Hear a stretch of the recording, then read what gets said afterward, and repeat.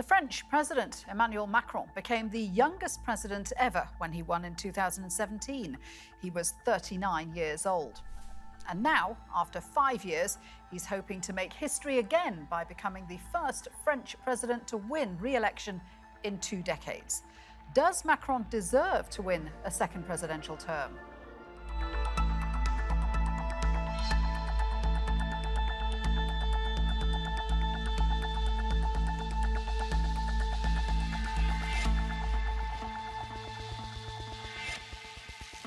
Hello, welcome to the programme. I'm Shuli Ghosh.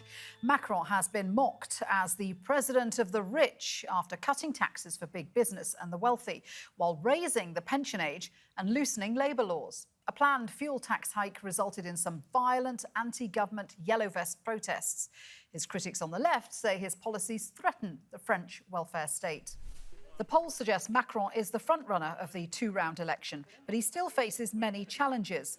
He's recently dropped 2 to 3 points in the polls as the gap between him and the far-right candidate Marine Le Pen narrows. There's rising anger over the cost of living. But he promised if he wins, he will strengthen France's sovereignty and steer the country through what he called a new era of crisis. I'm fighting for my project, for this vision of the unity of France. I've tried to maintain it during these 5 years. We know the difficulties, the divisions that exist. We haven't corrected them all. I'm very lucid. That's also why I'm going to continue to commit myself. So let me introduce today's guests. In Washington, D.C., William Drozdiak, a member of the Edelman Global Advisory Board and the author of The Last President of Europe, Emmanuel Macron's Race to Revive France and Save the World.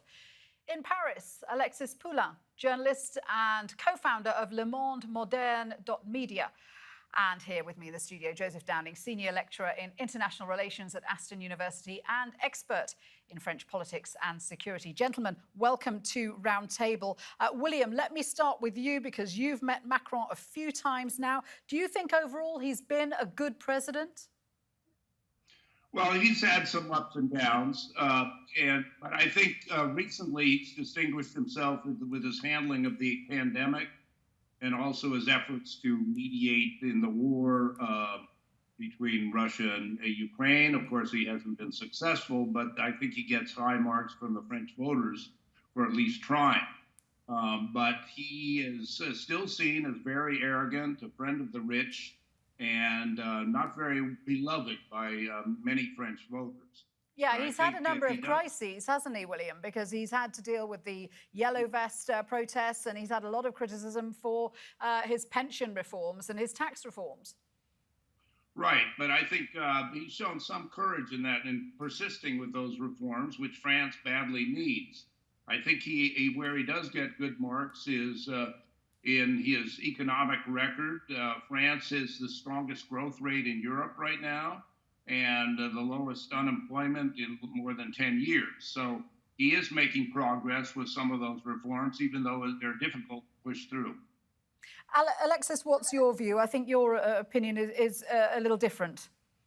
A little different from being French and living in France. I've been witnessing the mandate of Emmanuel Macron, and it's been a failure from the start, I must say. Even in the peace talk with Russia and Ukraine and with the Gilets jaunes, it's been a violent response to this. But if you look at the economic, what happened is that now France is in debt like never before. Of course, inflation is roaring in Europe, like in the US and elsewhere.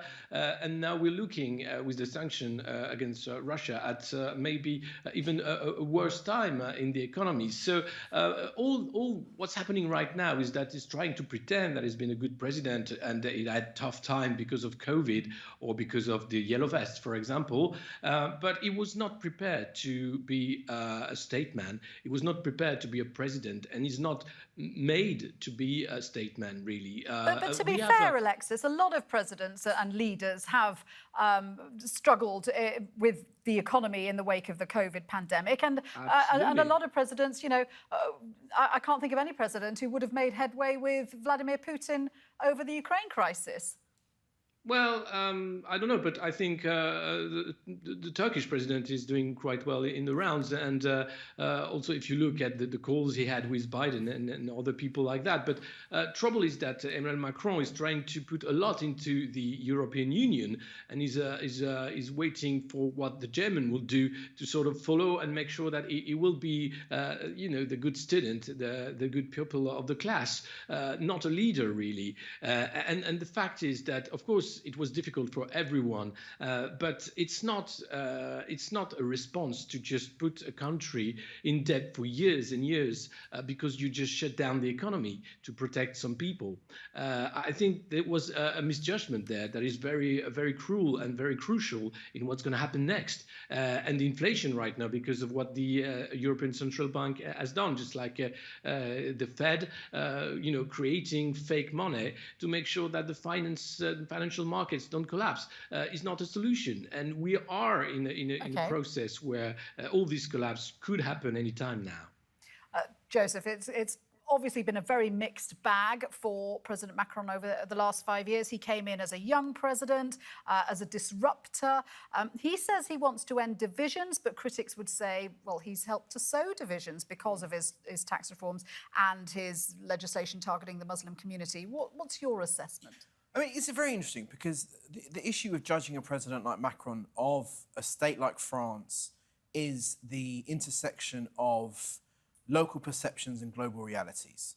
The truth is, COVID, what choice did Macron have? Like Johnson, like the US, like any other state in the world that had to go through a lockdown, he had to borrow money to support the economy, to keep the economy on life support, right?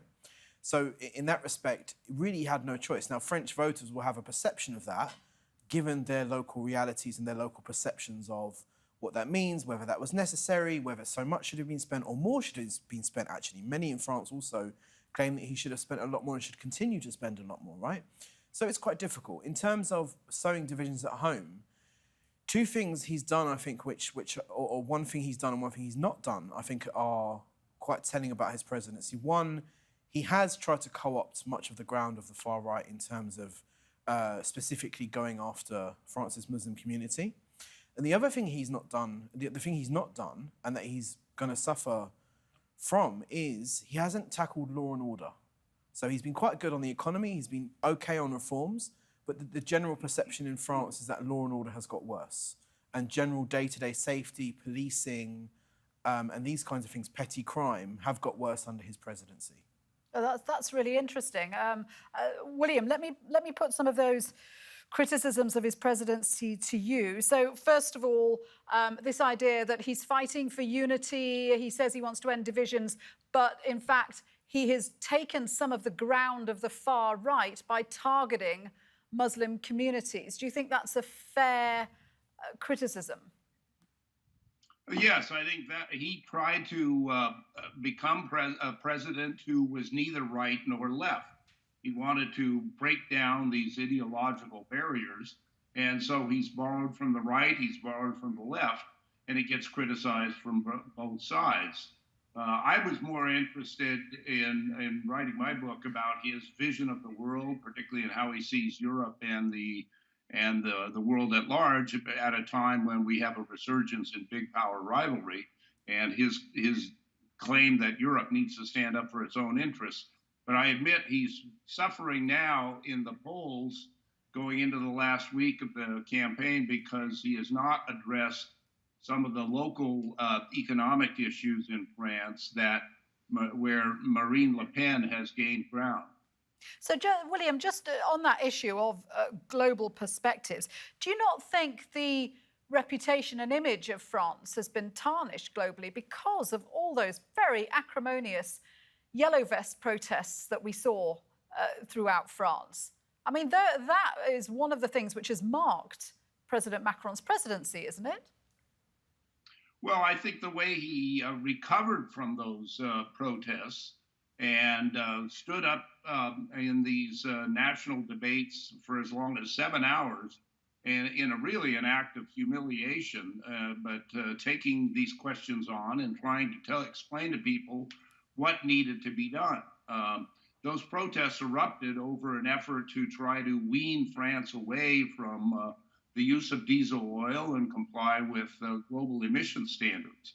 But it backfired on him politically, and I think that reflects the fact that he was never elected to public office before becoming president, and it entered the presidency somewhat naive about political views. But it's been fascinating to watch his progress and in taking on all of these different issues. I would disagree that in terms of his international record that he has suffered, and certainly in the United States, he gets high marks for trying to reform France and also trying to get the European Union to become a more politically integrated community, something that he fell short of because he didn't have the support from Angela Merkel, who turned out to be an economic nationalist rather than a true leader of Europe. Yeah, that's a really interesting point, actually, Alexis. This point about the perceptions of President Macron globally are probably very different to the perception of President Macron inside the country. But, you know, he is seen as a statesman. He is seen as someone who is fighting for the EU. He did try to negotiate with Vladimir Putin. OK, it didn't work. But he is seen as a legitimate president. Well, of course, he's elected and he used the function. I mean, he used his function to silence the yellow vest and pretend to be the debate himself. It cost us, taxpayer, 12 million euros to have him stage to have a campaign for the European election, for example. So internationally, he is representing France. But look at what happened with France. We failed in selling submarines to the Australians. They preferred buying by the Americans. We failed in Mali, in Africa. We failed with the peace talks in Ukraine. We failed even with Europe. Where we are now with Europe is that we have the Green Pass. It's been terrible, the response to COVID. We're just buying some more vaccine from Pfizer. And now we are the fourth dose. The Green, I mean, so far, of course, he is the representative of France on the international stage. But is he respected? Is he really respected? It really depends where you stand. I think in China, in India, in Russia, in many parts of the world, people look at him as a weak man, as a weak president. And even the Americans look at him as an easy guy. You know, you can actually say, you know, you can't sell your submarine to Australia, but it's okay, you steal and lie. And he's not even doing a big fuss about it. So I think he's weak on the international stage. Yeah, Joseph, how is he seen globally? Well, it's worth matching his record against the possible successes of other leaders. Nobody's been able to stop Putin from carrying out atrocities in Ukraine, right? Neither Joe Biden, nor Boris Johnson, nor any other world leader, right? So that's worth mentioning. Secondly, with things like the counterinsurgency operation in Mali, again, the US Army, the British Army have not been able to win counterinsurgency or deliver conclusive results in counterinsurgency operations. So actually, his record perhaps is not as bad as it may seem on first glance. The issue that he's got here is he's got an electorate that still believe France is a top-tier global power, and while France clearly is a global power and a global player, it isn't in that spot anymore that it can. People have to dance to France's rhythm, right? It is like the UK, it's a second, perhaps third tier kind of declining global power. And things like the submarine deal demonstrates that he has to operate within his context. They don't have the technology, they don't have the reserves, they don't have the membership of the Five Eyes intelligence network that the UK, Australia, Canada and the US are involved in. So they don't have that international clout, unfortunately, that many of the electorate, A, think they still do, or B, would like them to regain.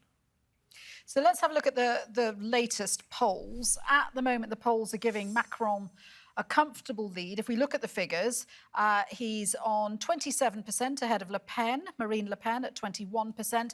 In the next round, the likely scenario of Macron versus Le Pen has him winning by a margin of 54 to 46. Alexis, do you trust the polls? Do you think they're accurate? I think the polls tells a trend. they were never accurate in the middle terms election, being the municipal election, the regional election, the European election. What we see in the last days is Macron going down and Marine Le Pen going up.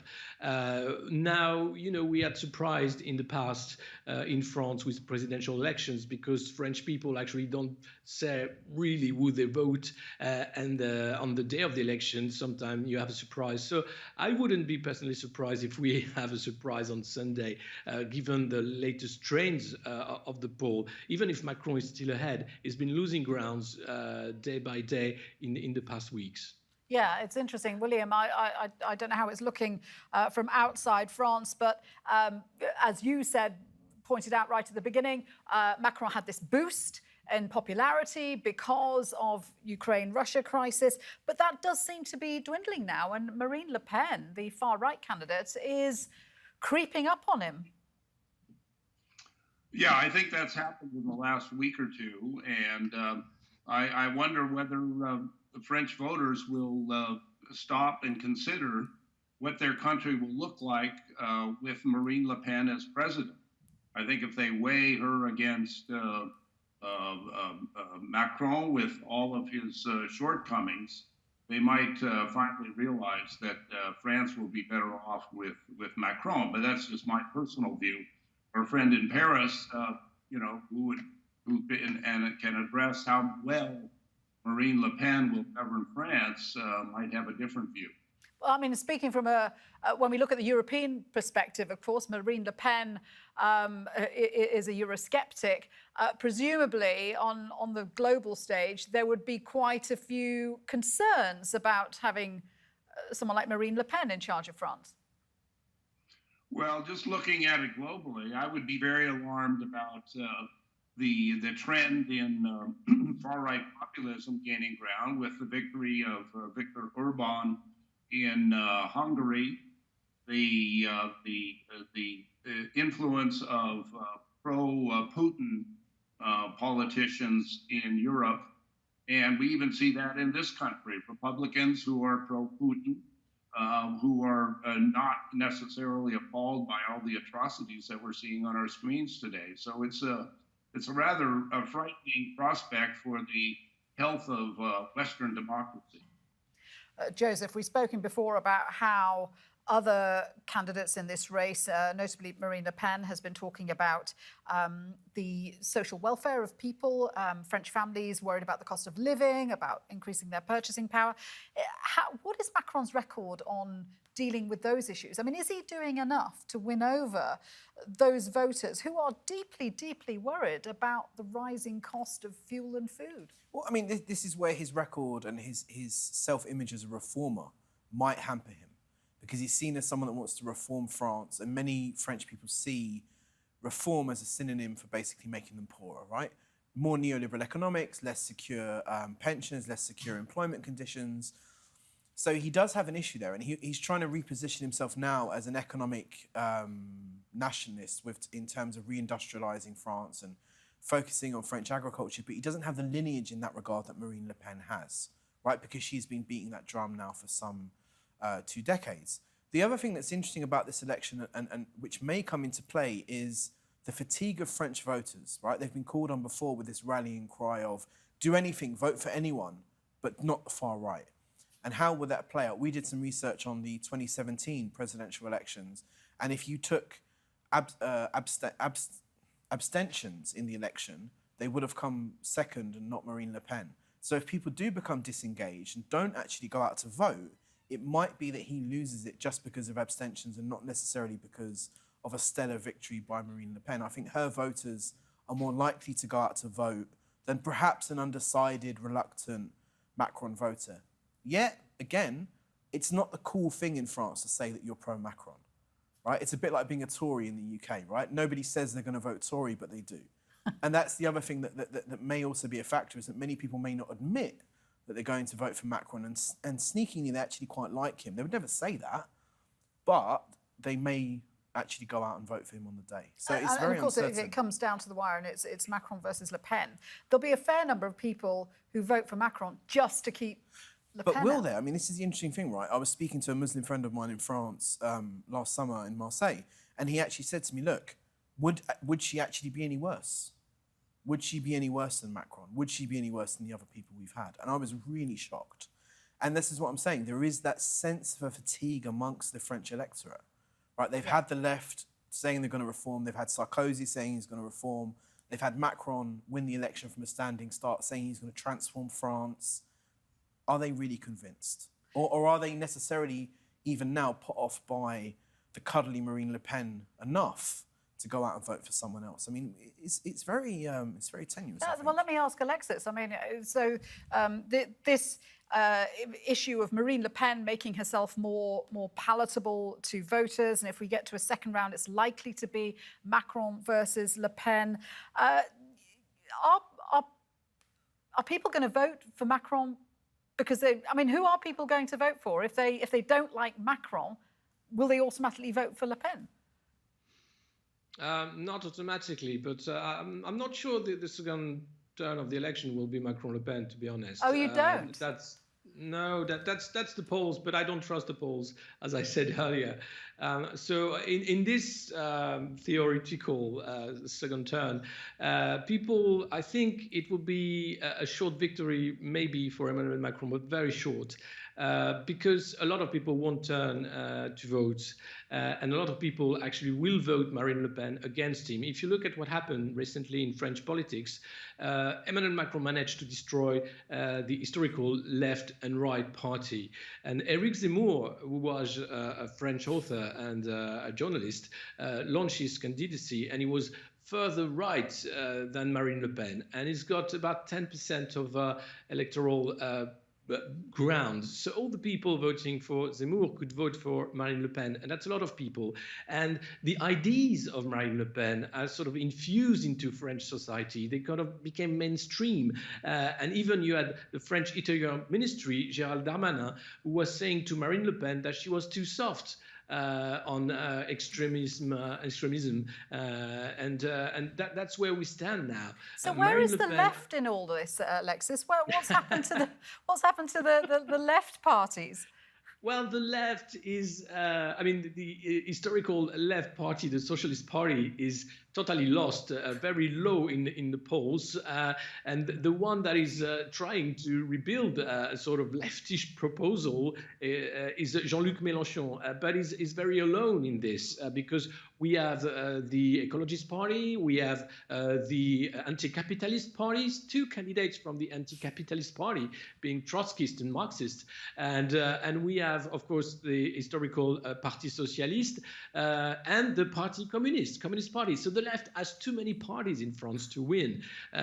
France is a country that loves its left so much that it has many leftish parties, but not one really to win, unless Jean-Luc Mélenchon actually break the sort of glass ceiling and manage to be elected for the second round of the election, because he's the only one being so visible and trying to bring so many people voting for him, especially the people who don't vote most of the time. So that could be the surprise, I think, on Sunday evening.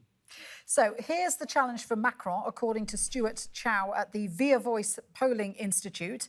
He has to both say, I'm the right person for the current international context, and at the same time elicit some positive emotion from voters with proposals seen as improving people's lives. That double situation is not easy.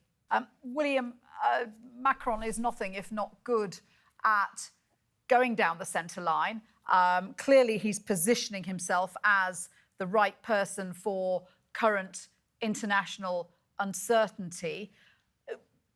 But he's got to balance that with also appealing to domestic voters, hasn't he?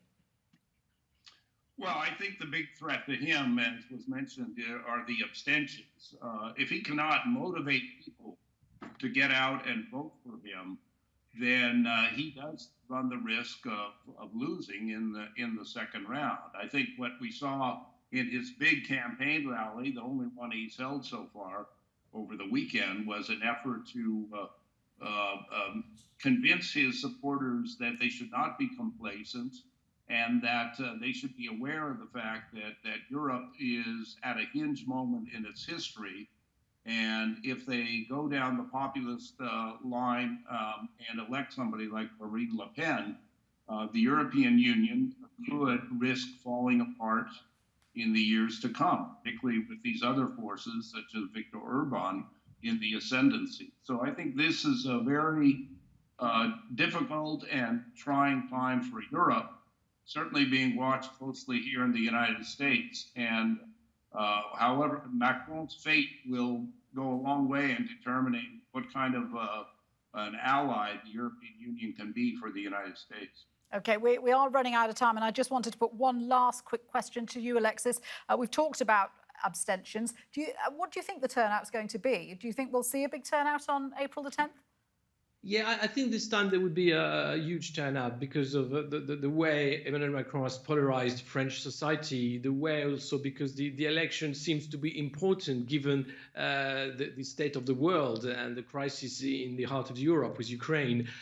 So I think this time French people will be mobilized and will go and vote because it's quite different from the other times. And then we will see what happens. Gentlemen, thank you very much indeed. William, Alexis and Joseph here with me in the studio. And don't forget, you can see more discussion and debate on our YouTube channel. Search for Roundtable TRT World. For now, from me and all the team here, bye-bye. Thanks for watching.